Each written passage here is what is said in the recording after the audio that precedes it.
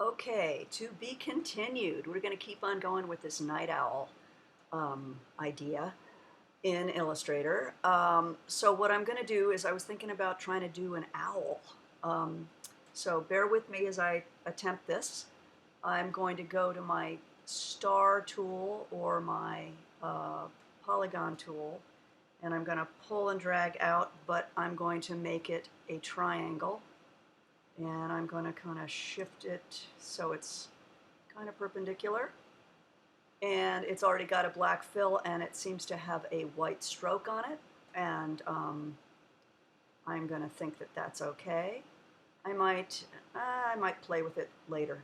So an owl has that kind of funny crest on their face. I've already got some circles I've already made over here. I'm just going to kind of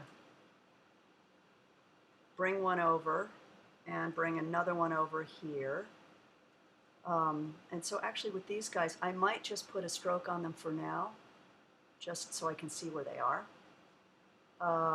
You can see where I'm going with this. Then I had already made this super, super, super spiky star. And I'm thinking that I'd like to continue with that. So I'm going to kind of make that bigger. This is looking kind of demonic. I'm going to push and pull my triangle so that it's a little bit more wide than tall. And I, of course, could do this with any tool.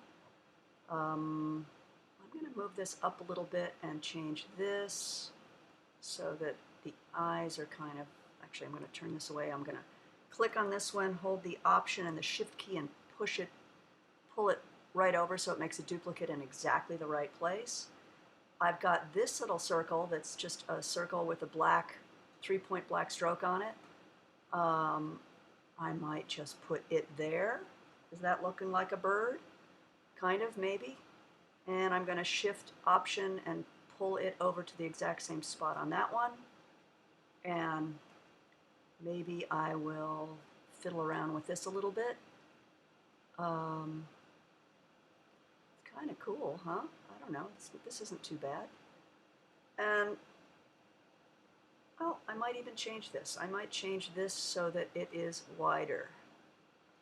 So I can actually just change, if I hold it with the white, I'm holding the white arrow key. Now it's looking a little lopsided. Again, you want to click on it with the white arrow key and pull the handle down. And I don't know, that's looking a little odd, but maybe this needs to go up. So I could click on that, and I'm just doing the arrow key, and that's looking kind of more funny. Maybe this moves, oops, no, I don't want to do that. I'm going to go to the black arrow tool, and I'm just going to move it over, and I'm going to move it over, see if it's about right. And that could be my night owl, right? I could just add my type underneath there. I could still make this even smaller. I'm holding Option and Shift as I drag to make it smaller but still centered. Maybe that's kind of cool. Anyway, there is my third logo idea. Again, I would add the type. So let's say that I like this type, and I might, I think with this one, I think it really doesn't look that good stacked. It's too wacky. And maybe I would make that a little bit smaller. And it just needs to align with your artwork. Again, use those alignment tools, they're going to help you out. And this one now needs to be turned into outlines, meaning the type is no longer live type. And there you go. That's not a perfect logo, but you get the idea. I'm doing this as fast as I can. Now, another thing that's kind of fun to play with, and then I will move on to live trace, is if you use the blob brush, and you can just paint. Now, paint with whatever, it's just, think of it as a paintbrush. And maybe you like something that's kind of organic looking like that. You can you know, you can do whatever you want. You could, you know, I don't know what this might be, but I want you to play with it if you'd like to. And then the other thing is that when you go to the eraser tool, which is right underneath the blob brush, you can just punch parts out.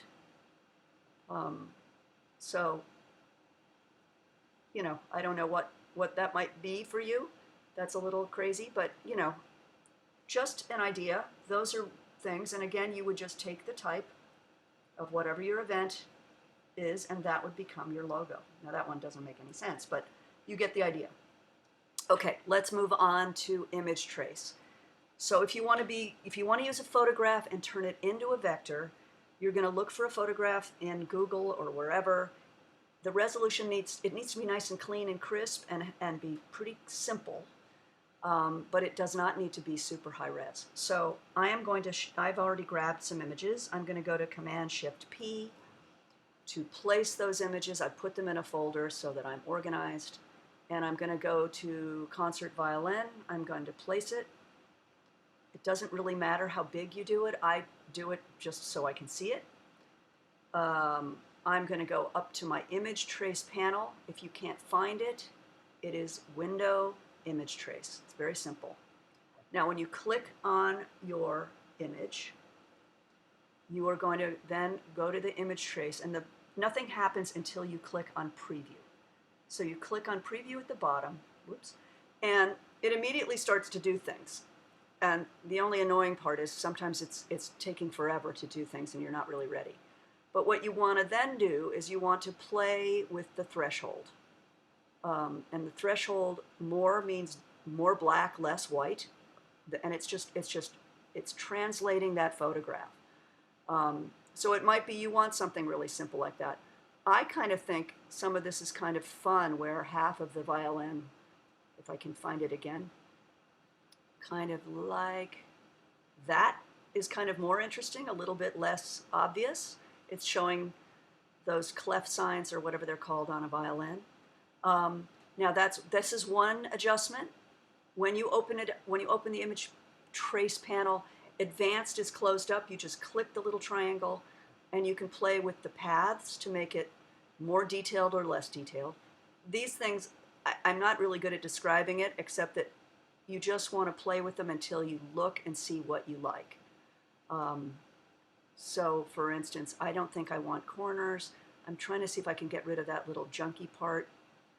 I can never remember really how it works, but you know, even that little thing there, I can go in and edit that. I tend to ignore white and click it on. It just makes it easier to edit later. And when you like it, simply click away, or actually click on it, and then you're going to go to either your properties panel or up here at the top of your control panel and click expand. And if you notice, when you click on it with your white arrow tool, there's a bunch of paths. So what I do is that I click on it, and sometimes I just bring it over to my dark clipboard to make sure there's no white areas left. I'm going to zoom in, and you can edit these paths as you like.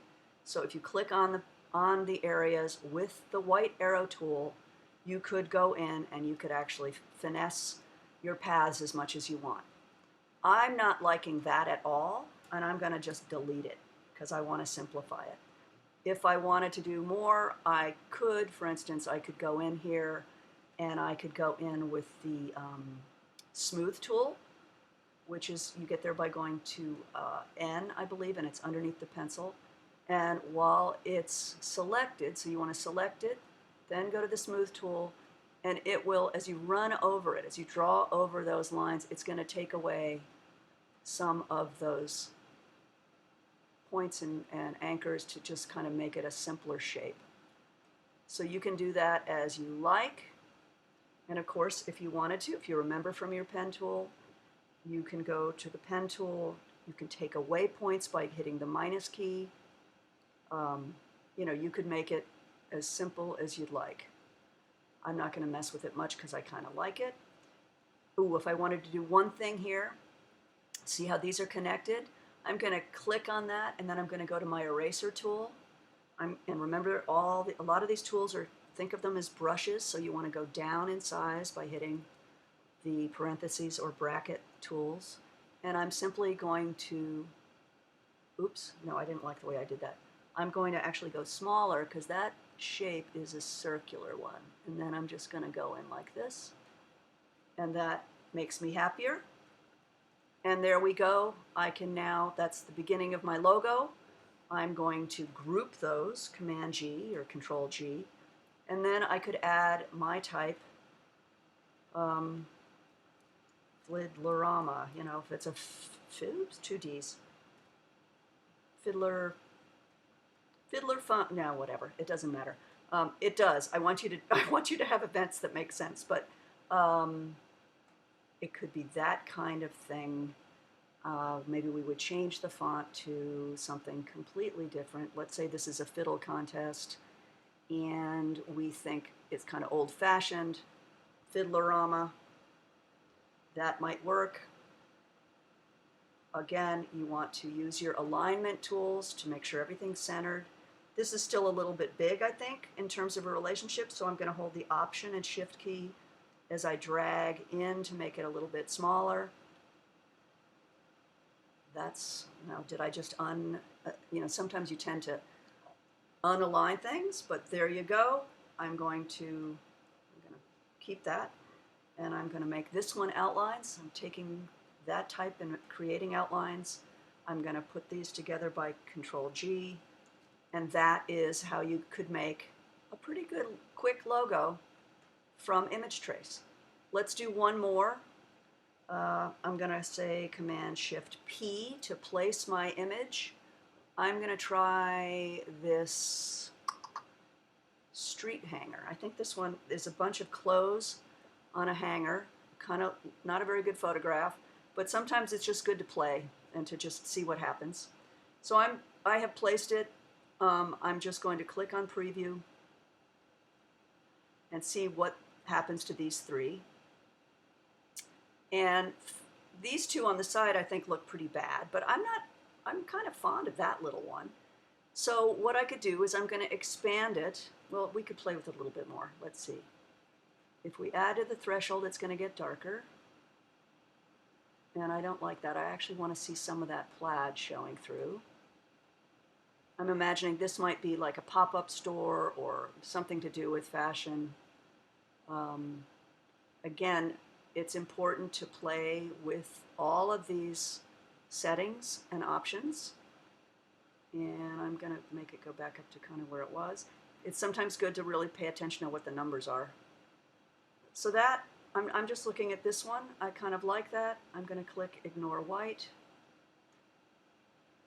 It does take some processing, so don't worry about that. And then once I like it, I can either go up here, or I'm going to go over here to expand. And it is grouped together, so all those different dresses are there. I can now select these and just keep on ungrouping till I get one at a time. So that one, I don't like it, I'm deleting it. In fact, I'm going to delete all parts to it. This one I don't like either, I'm going to delete that. This one I'm kind of fond of. Oops, but look what I did. So I just moved it without grouping it first, and so it missed an entire section, didn't move with it. So marquee over it, Command Control G to group it, and there we go. And we could call this, you know, pop-up party. Not very original, but you get the idea. And again, you would want to align them together by using the alignment tools. Should we pick a different, well, you guys get the idea. Again, this, you would actually take this and you would convert the type to outlines and group it together, and then you've got a vector logo. Now these need to be included in your final. You're going to take these AI files of your final logo and you're going to add it to your packaged folder in InDesign. But this is just to show you how to use the image trace. And then I'll do another video of how we take our AI file and we're going to bring it open into Photoshop and make it a bitmap. Okay, stay tuned.